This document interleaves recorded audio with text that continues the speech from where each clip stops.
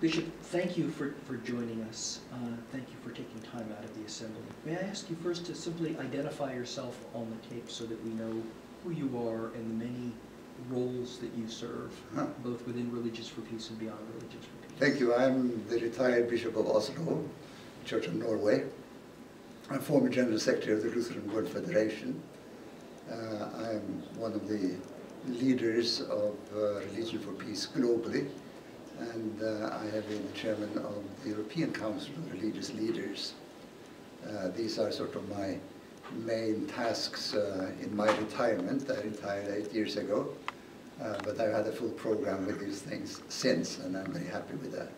And as you've watched Religions for Peace in the time that you've been involved with it, what are some of the ways that the institution has affected your work in the church, your work in multi-religious cooperation, your work generally?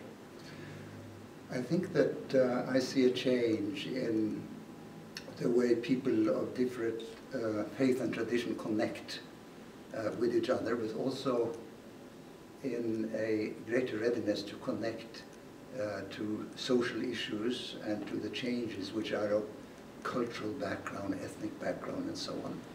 These are issues which are sometimes very difficult from a religious identity position. People are not quite sure, what is my identity? Is it my color? Is it my ethnicity? Is it my social status? Or is it my religious identity, which is the most decisive one? And sometimes they conclude with the latter, but very often the others are more important. And I think for our work of Religion for Peace, where we do not operate with sort of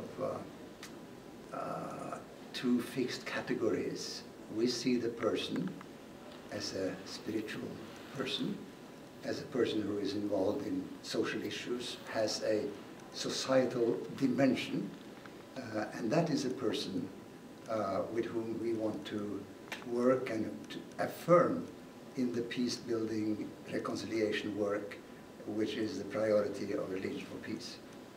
In your experience with Religions for Peace, what has been among the most significant ways Religions for Peace has contributed to either conflict transformation or conflict prevention or conflict mitigation?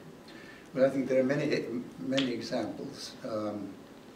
It's not a history of triumph. It's rather a humbling history because it takes a long time. It's more a history of beginning than of coming to the end station. In Kyrgyzstan, I was invited after the coup in 2010 to come there as soon as possible to try to build a bridge between the warring factions.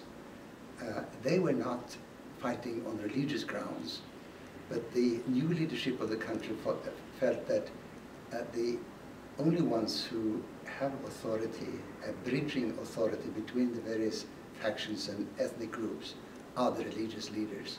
So we ended up with initiating an interreligious council.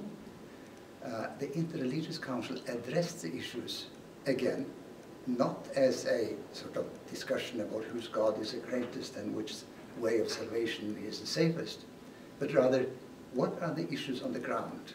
Your houses have been burned, you are jobless, youth are just feeling there is no future. So the interreligious structure there, they started to have quite concrete projects to have income-generating work for the widows, and to come and visit them after 2 years, and to sense that a wonderful, optimistic spirit and that gratitude, not to us as foreigners who had been proposing that, but to their own people, Muslims, Christians, Buddhists, Hindus, who had actually thought the way to address the conflict is to address the social issues concretely on the ground every day. What can be done to make life more positive, more hopeful than in the past? And one of the things we often hear is reluctance among members of some religious communities to interact with others for fear of losing their own religious identity. What do you say in response when people raise that concern? Well, I say that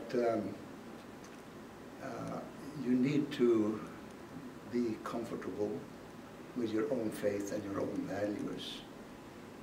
I think that only then can you be open in the dialogue with others. I have never encountered any difficulty in saying that I believe in Jesus as the truth, the way, and the life as we express it in the Christian context. And my Muslim and Jewish friends and others, I don't think they're taking offense because they respond out of their faith. But for people who do not have had that chance to be together with people of different faith, different culture, there is that anxiety: am I risking my own faith integrity by welcoming, by embracing, by listening, by being in dialogue with the other? So there are these dimensions, and they should not be, I think one shouldn't reduce the fear that is involved. But the only way to overcome it, I think, is by education, by the sermons given, and the experience when people, in practical terms, open their homes, their workplace, and their hearts for the other. Bishop, thank you so much. Thank you.